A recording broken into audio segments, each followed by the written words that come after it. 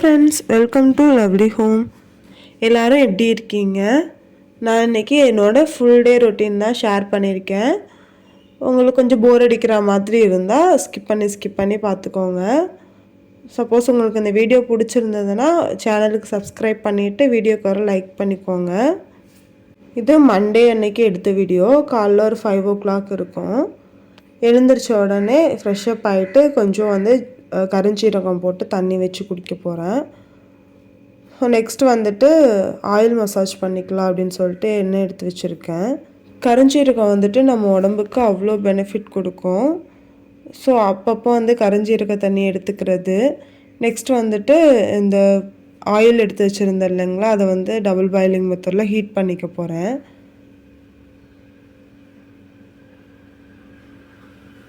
சும்மா கை பொறுக்கிற சூடு வந்தால் போதும். நம்ம அப்பப்போ இந்த மாதிரி ஆயில் மசாஜ் பண்ணி இது பண்ணோன்னா நம்மளோட பாடியில் இருக்க ஹீட் குறையும். அது எஸ்பெஷலி காலையிலேயே தேய்க்கிறது ரொம்ப நல்லதுன்னு சொல்லுவாங்க. ஸோ எண்ணெயெல்லாம் தேய்ச்சிட்டு நீ வீடு ஃபுல்லாக க்ளீன் பண்ணணும். அது வீடெல்லாம் கூட்டி மாப் போடணும். ஸோ வீடெல்லாம் கூட்டிகிட்ருக்கேன்.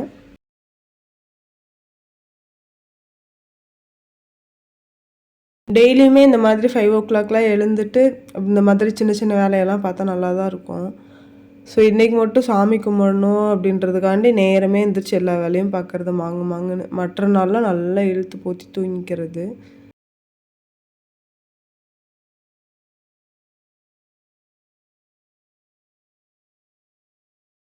மாப் போட்டு பாத்ரூம்லாம் கழுவி முடிச்சாச்சுங்க. இப்போ ஃபுல்லாக மேட்லாம் போட்டுட்டு நான் போய் குளிச்சுட்டு வந்துடுவேன்.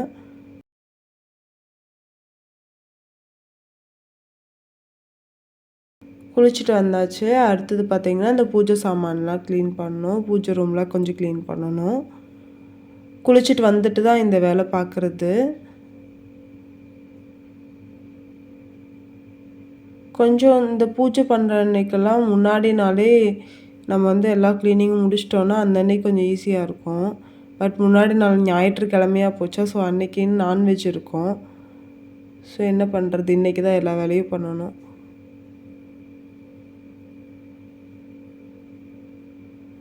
ஃபுல்லாக வாரம் ஜஸ்ட்டு இது பண்ணி தொடச்சி விட்ருவேன் பூஜை கபோர்ட் ஃபுல்லாக. அப்போ 2 வாரத்துக்கு ஒருக்க ஃபுல்லாக எல்லா ஃபோட்டோஸையும் எடுத்து வச்சுட்டு நல்லா டீப் க்ளீன் பண்ணிடுவேன். அடுத்து பூஜை சாமான்லாம் தேய்க்கணும்.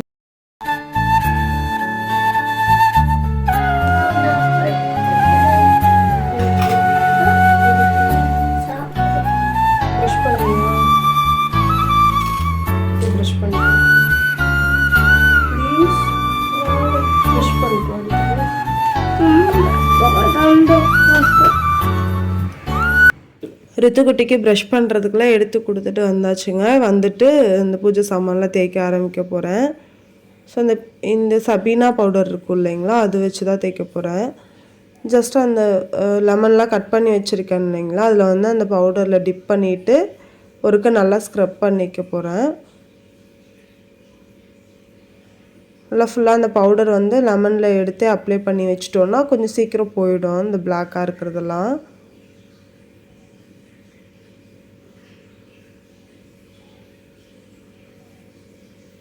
இந்த விளக்குக்கு எண்ணெய் பிசுக்கு இருக்கும் இல்லைங்களா, அதை ஒரு டிஷ்யூ பேப்பரோ இல்லை சுடு தண்ணியோ வச்சு க்ளீன் பண்ணிவிட்டு தேய்ச்சோன்னா சீக்கிரம் போயிடும். பாருங்களேன், இது தேய்க்கும் போதே நல்லா கலர் சேஞ்ச் தெரியுது இல்லை. அடுத்து கொஞ்சமாக தேங்காய் நார் வச்சுட்டு ஃபுல்லாக நல்லா ஸ்க்ரப் பண்ணி எடுத்துட்டால் போதும். நம்ம கழுவின உடனே நல்லா அந்த தண்ணியெல்லாம் வடிச்சிட்டு நல்லா தொடச்சி வச்சிடணும். இல்லைன்னா அந்த தண்ணி அந்த ஈரத்துக்கு அதுக்கும் அப்படியே ஃபுல்லாக அங்கங்கே பிளாக்காக ஆகிடும்.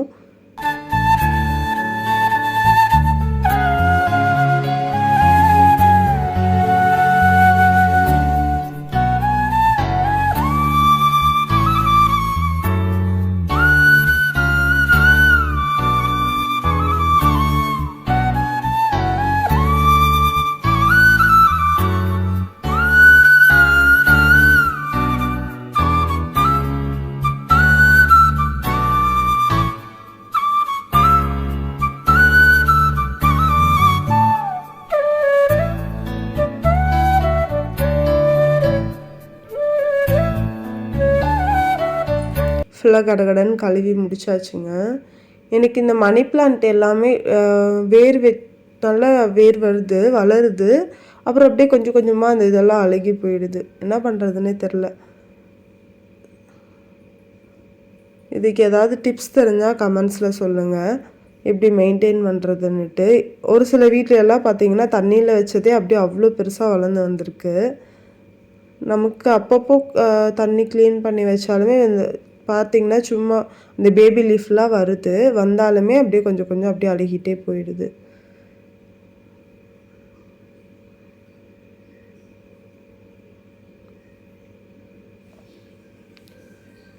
ஸோ ஃபுல்லாக நல்லா வந்து தொடச்சி வச்சுக்க போகிறேன். சுத்தமாக தண்ணி இல்லாத மாதிரி தொடச்சி வச்சுக்கணும்.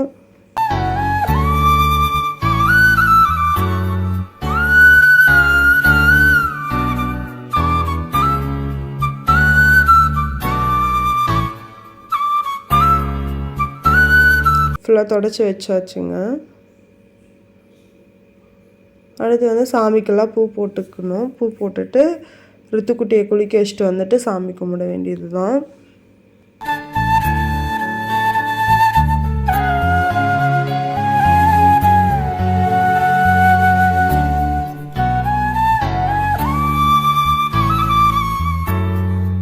கோலம் போடலான்னு போனால் ரித்துக்குட்டி நான் தான் போடுவேன் அப்படின்னு வந்தாச்சு. ஸோ போட சொல்லியாச்சு. ஸோ அவருக்கும் கொஞ்சம் ஒரு மாதிரி இருக்கும் அப்படின்ட்டு ஸோ 2 பேரும் சேர்ந்து கோலம்லாம் போட்டாச்சு.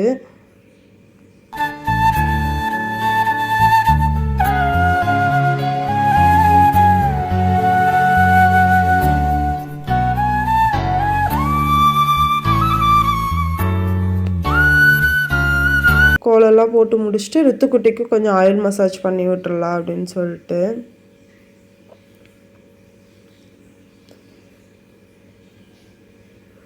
ரித்துக்குட்டிக்கு ஃபஸ்ட்லாம் வந்து வீக்லி ஒன்ஸ் ஆயில் மசாஜ் பண்ணிகிட்டு இருந்தேன். அப்போல்லாம் நல்லா உட்காந்து பண்ணுவான். இப்போது அது விட்டதுக்கப்புறமா தீபாவளிக்கெல்லாம் எண்ணெய் தேய்க்கவே விடலை. ஸோ இனிமேல் வார வாரம் வந்து ஃபாலோ பண்ணணும் அப்படின்னு நினச்சிட்ருக்கேன். ஸோ அந்த ரொட்டீன் கொண்டு வந்துட்டோன்னா அவங்களுக்கே சரி இந்த தேய்ச்சி ஆகணும் அப்படிங்கிற மாதிரி வந்துடுவாங்க. ஸோ ஃபுல்லாக எண்ணெயெல்லாம் தேய்ச்சி விட்டாச்சுங்க. ரித்துக்குட்டிக்கு தண்ணி காஞ்சிட்ருக்கு. கொஞ்ச நேரம் தான் தேய்ச்சி வச்சுருப்பார். ஸோ அந்த கேப்பில் வந்துட்டு அவருக்கு ஸ்நாக்ஸு கொஞ்சம் வேர்க்கடலெல்லாம் வேக வச்சுட்டு கஞ்சி இருந்தது பிரேக்ஃபாஸ்ட்டுக்கு. அதையும் ஃபுல்லாக தயிர் போட்டு கரைச்சி வச்சாச்சு, தயிர் வெங்காயம்லாம் போட்டு. அடுத்து கொஞ்சம் பால் வந்து மதியம் தயிருக்கு காய வைக்கணும். ரித்துக்குட்டியும் குளிக்க வச்சுட்டு வந்தாச்சு. வந்துட்டு அடுத்து வந்து சாமி கும்பிட்றதுக்கு ரெடி பண்ணிகிட்ருக்கேன்.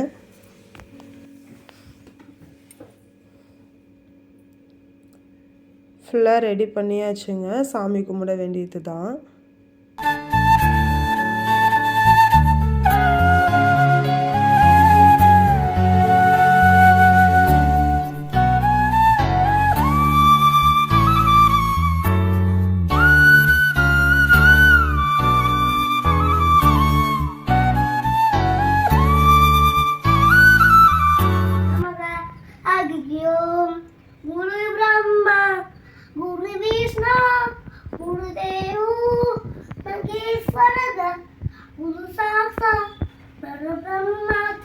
तस्मै श्री गुरवे नमः।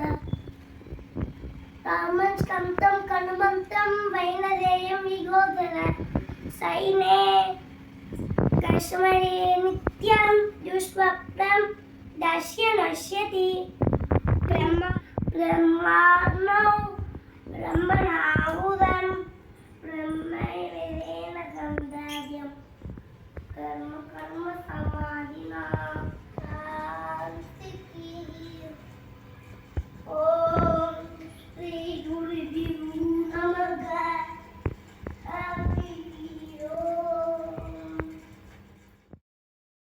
சாமியெல்லாம் கும்பிட்டு முடிச்சாச்சுங்க. அடுத்து பிரேக்ஃபாஸ்ட் சாப்பிட்டுட்டு ரித்துக்குட்டி ஸ்கூலுக்கு கூட்டிகிட்டு போகணும். ரித்துக்குட்டி அவரே சாப்பிட்டுக்கிறேன்னு சொல்லிட்டாரு. கஞ்சினா அவருக்கு அவ்வளோ பிடிக்கும். ஸோ சாப்பிட கொடுத்துட்டு இங்கே வந்து தயிருக்கும் பறவை ஊற்றி வைக்கிறதுக்கு எடுத்து வச்சாச்சு. பால் ஆறட்டும்னு சொல்லிட்டு ருத்துக்குடியா ட்ரெஸ் எல்லாம் அயன் பண்ணாமல் இருந்தது. ஸோ உட்காந்து அயன் பண்ணிகிட்டு இருந்தேன் அவர் சாப்பிட்ற கேப்பில்.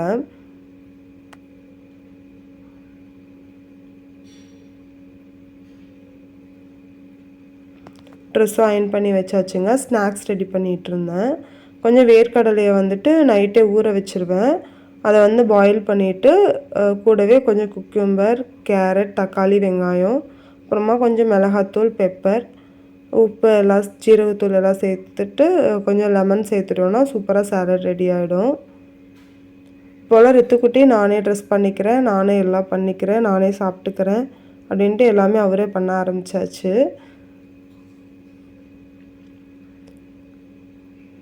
ஸோ அவரோட திங்ஸ் எல்லாம் எடுத்து வச்சுட்டு கிளம்பியாச்சுங்க. கொண்டு ஸ்கூலில் விட்டுட்டு மறுபடியும் வீட்டுக்கு வந்தாச்சு.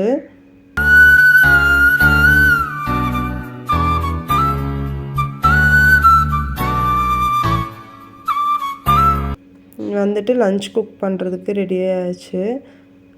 சாம்பார் தான் வைக்கலாம் அப்படின்னு சொல்லிட்டு ரெடி பண்ணிகிட்டு இருந்தேன்.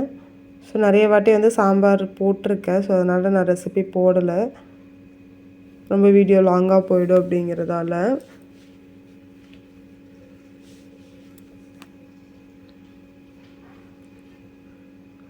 ஸோ இந்த சைட் பார்த்திங்கன்னா சாதமும் வெந்துட்டுருக்கு.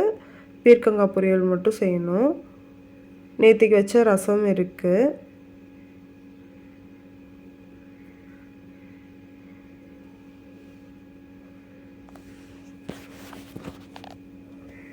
பீர்க்கங்காய் பொரியலுக்கு எண்ணெய் ஊற்றி கடுகு உளுந்து போட்டு கருவேப்பிலை சேர்த்துட்டு அது கூட கொஞ்சம் 2 பெரிய வெங்காயம் கட் பண்ணி வச்சுருந்தேன், அது சேர்த்துட்டு 2 பச்சை மிளகாய் லைட்டாக கட் பண்ணி போட்டுக்கிட்டேன். அது வணங்கிற டைமுக்குள்ளே நம்ம வந்து இந்த பீர்க்கங்காயை கட் பண்ணி சேர்த்துக்கணும்.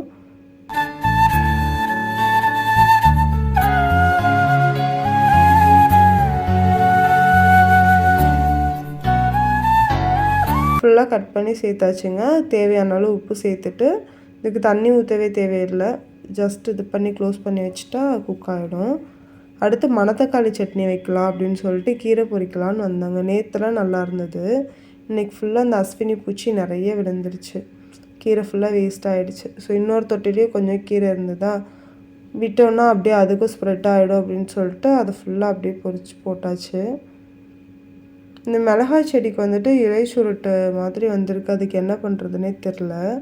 நல்லா பூ எடுத்தது அப்படியே இந்த மாதிரி ஆயிடுச்சு. ஸோ இங்கே பீக்கங்காயும் நல்லா குக் ஆகிட்டதுக்கப்புறமா கொஞ்சம் தேங்காய் பூ தூவி இறக்கிட்டால் வேலை முடிஞ்சுது. ஸோ வேலையெல்லாம் முடிஞ்சதுங்க, எல்லாம் க்ளீன் பண்ணி வச்சாச்சு. இனி ஸ்கூலுக்கு ஓடணும். ரித்துக்குட்டிக்கு ஆரஞ்சு ஜூஸ் மட்டும் போட்டு எடுத்துகிட்டு ஸ்கூலுக்கு கிளம்பியாச்சு. மழை வேறு அப்பப்போ விட்டு விட்டு பெய்யுது, எப்போ பெய்யும் எப்போ பெய்யாதுன்னே தெரியறதில்ல. ஸோ ரெயின் கோட்லாம் எடுத்து வச்சுக்கிட்டாச்சு, மழை பெய்கிற மாதிரி இருந்தது.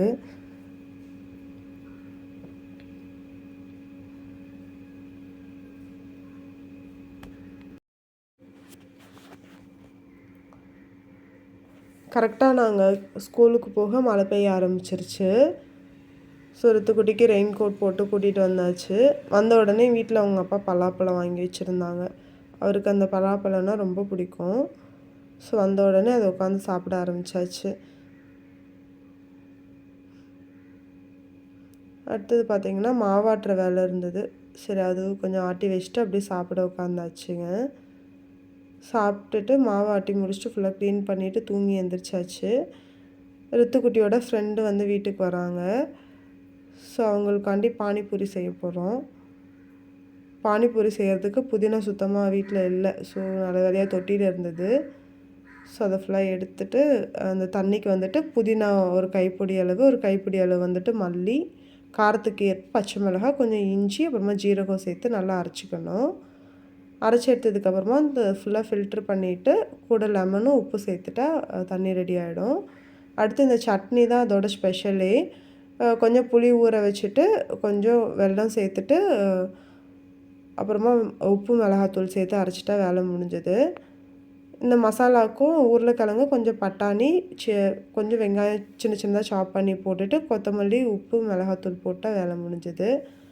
பூரி கடையிலே கிடைக்கிது இல்லைங்களா, அதை போட்டு நல்லா வறுத்து சாப்பிட எடுத்துக்கிட்டாச்சு.